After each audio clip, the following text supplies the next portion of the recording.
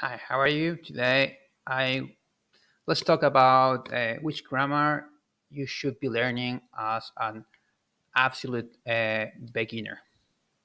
So, someone had been studying for a little bit, but no for a lot of time. And the whole logic of all these grammar points are going to suggest for you is that they are very general things that you're going to see all the time, and they're going to help you to see the bigger picture in terms of structure in the Spanish language. So you can hear all this video, but also I will leave the link to this post on my webpage at the description if you want to hear all my comments. First, we're talking about absolute beginners. You need to learn your personal pronouns. You need to learn to say what is I, you, he, she in Spanish, or for example, the pronoun it in English. How do you say that in Spanish? And also, if you're learning a specific type of Spanish, like Spanish for Spain, for example, try to look if there are any extra pronoun because that tends to happen in some countries. They have like extra pronouns or pronouns that can be different. Usually, it's not that bad, but take a look at that. Then, what is very basic?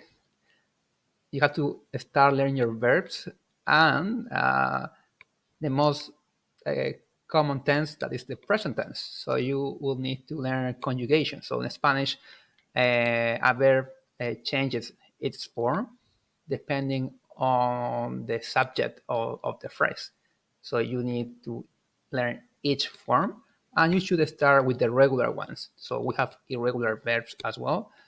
Don't worry about those. Just learn the basic ones, unless you are talking about the verb to be, because it's so important you should learn that right away. If you're talking about the verb to have, let's tener, or to go, let's ir, or haber. That doesn't really have a specific translation, but you can say it's like there is or they are in English. Okay, you need to learn your present tense.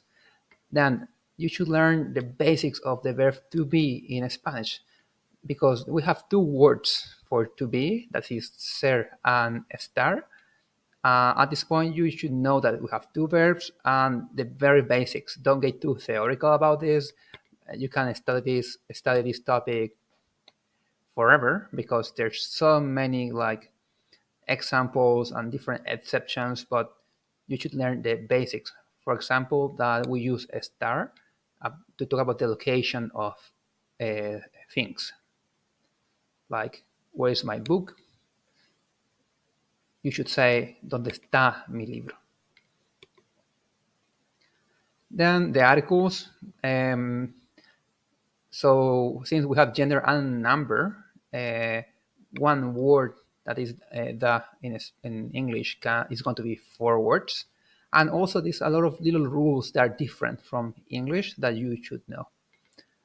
Then the demonstratives. I already know how to pronounce that word in English. So there's specific words that you use to talk about distance or time, okay, in relation to the speaker. So basically, it's how do you say things like this, that, or those in English? Again, we have gender and number, so we have a lot of these words, and also it's a case when we have a neutral gender going on. That's not really a thing in Spanish, but in this case, we have a gender uh, neutral gender case. So then the possessive are words that show possession. So in English, if you say that's my car, or that's my cat, you say in Spanish es mi gato or es mi auto. Um, yeah, you should study that. Numbers, you should really learn your numbers from the start, because like in terms of money and inflation, you will need to really know, unless you're studying Spanish from Spain because to have the euro. But if you're studying like Latin American Spanish, we have the peso in most of the countries. Just buying a computer can cost a couple million. So we actually use the big numbers. Then you have the direct and indirect object pronouns. So, for example, in a phrase like "I love you," that "you" at the end is not the subject; it's a complement of the verb. So, what would be that in English? In Spanish? So, "I love you" is "te amo." So, "you" in that case is "te," and you have it here. You have that here. Yeah, and we have all the different rules and their differences if we're talking about direct or indirect object pronouns. But again, it's not trying to learn every single rule because we're absolute beginners. Try to use to learn the general meaning of these words so you know what's going on and you can improve your understanding of the language. Then the meaning of the se in levantarse o peinarse.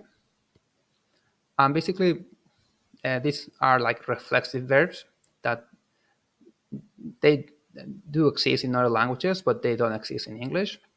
So I'm sorry, you have to learn that. But and this is all these grammar points are very general. That's the thing, general structures. And then how to use the verb gustar. So it can be just the verb gustar or basically the verb to like I like something. There's a huge family of verbs like that that make no sense or follow no really a close structure to any structure you can find in English. So yeah, it's very important to know that they exist and how they work. Yep, and that's it. Then other things, the list I just they're all important points, but they are I didn't put these points like in order of relevance. I just put them uh, just as I was thinking about them. So how to make the plurals? We just add an s, but there's like other things going on. We can add other things to form the plural. Sometimes words they don't have a plural, or they have the same word for the singular and the plural and stuff like that. Learning about gender, yeah, everything in Spanish have gender except the verbs don't have really gender and the adverbs. So I should have said everything I should have said the noun and the adjectives and other things that technically are considered adjectives. But so yeah, how to create the gender, which things have gender. Sometimes the gender, the masculine of the word is going to end in a O, but sometimes you can have a word that ends in a A and should be feminine, but is masculine for whatever reason. There are things that you have to know. Have to ask questions and have to and to learn words like what, who, how many. Yeah, that's very basic. Um, and there's like a lot of adverbs because these ones you're going to use them all the time. So, for example, adverbs have to talk about the related to place.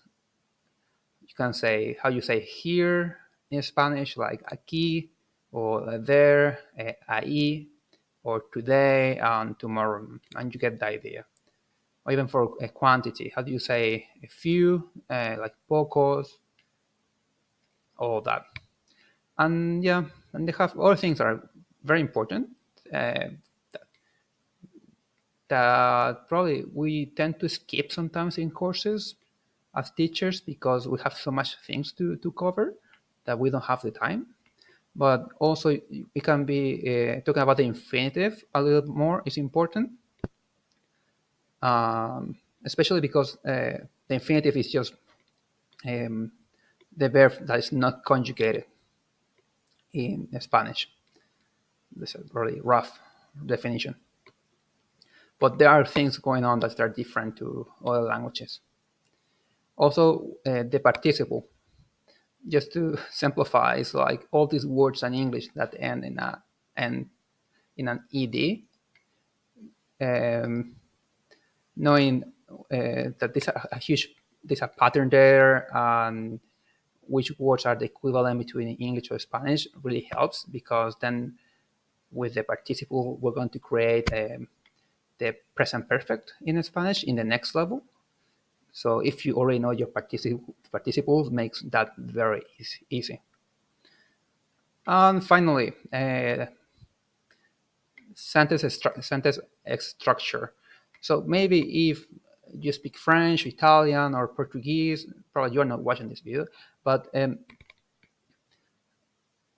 the structure can be more similar. The way that you put the words in the phrase in Spanish, but this is not the case always if you're an English speaker. So you will notice that in Spanish we say things like we don't say things like the red house, because we put the adjective at the end of the phrase, la casa roja. And there's like many things that little things that can be different, and in terms of the structure of the phrase. So some students they just get it over time because all this reading of those all this Duolingo, but sometimes it can be hard as well. And if it's like you don't, it's not enough just to read or try to create your own rules in your head. Why not study this at the beginning? Because it's very the structure of the sentence is really it's not that hard. Doesn't you don't need a lot of time, and it can be very helpful. Finally, it should not this pronunciation rule is I didn't want to put it here, but sometimes you can consider this like grammar. Really, if you're an absolute beginner, you should just learn how to pronounce every word from the start. I'm not saying that your pronunciation should be perfect. You will have problems with the R or with the ñ, for example, but you have to be certain that this combination here is G and is G, for example. You need to know which words and which combination produce which letters. And this is the moment to do it. If not, it's going to be very bad in the future. So those are the things that you should learn about in terms of grammar. They're very generic things to learn. And I would say for the first 3 to 6 months that you are studying Spanish. After that, you will be considered, for me, like an upper beginner. And that's a complete different story. So thank you for your time. That's all. Bye.